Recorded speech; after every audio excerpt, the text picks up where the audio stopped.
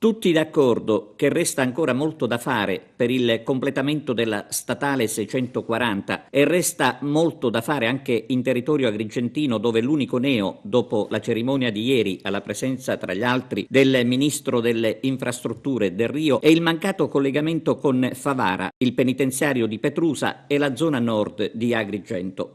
Riguardo il ponte Petrusa, nessuno è in grado di conoscere infatti i tempi per il ripristino della viabilità nella zona, ma torniamo alla 640, quella nuova. Il primo lotto aperto ieri ha comportato la realizzazione di 31 chilometri di nuovo tracciato a carreggiate separate con 2 corsie per senso di marcia, oltre ad una banchina laterale pavimentata. Realizzati inoltre 22 nuovi viadotti. Tra questi spicca il Serra Cazzola, realizzata anche una galleria artificiale di 125 metri. 8 sono gli svincoli, ovvero Petrusa, Favara Caldare, Scintilla, Racalmuto, Noce, Castrofilippo Culmitella, Aquilata, Vecchiadama, Cannemaschi. La statale 640, denominata Strada degli Scrittori, ha inizio da Porto Empedocle ed è lunga 72 chilometri.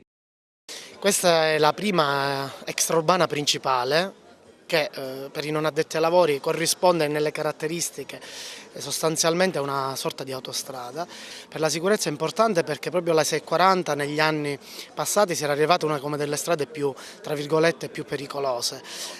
Quindi questo è un momento davvero importante per la nostra provincia. Sarà ancora più importante quando sarà completato anche il secondo lotto, il cosiddetto tratto nisseno della 640. Con il presidente dell'ANAS, Armani, si è anche parlato del viadotto Morandi, la cui chiusura sta creando parecchio disagio. Ovviamente abbiamo un ritardo nella gestione delle infrastrutture con l'idea che fino a qualche tempo fa si potesse smettere di mantenere le infrastrutture create. Questo è sicuramente un principio che abbiamo completamente sovvertito. Noi cerchiamo di recuperare ovviamente questo gap e il viadotto Morandi ha risentito molto di un rinvio delle manutenzioni e sono in corso sia indagini su tutta la struttura e sia la predisposizione alle riparazioni che partiranno per settimana prossima come cantiere e contiamo di riconsegnarlo il prima possibile ai cittadini sistemato e messo in sicurezza.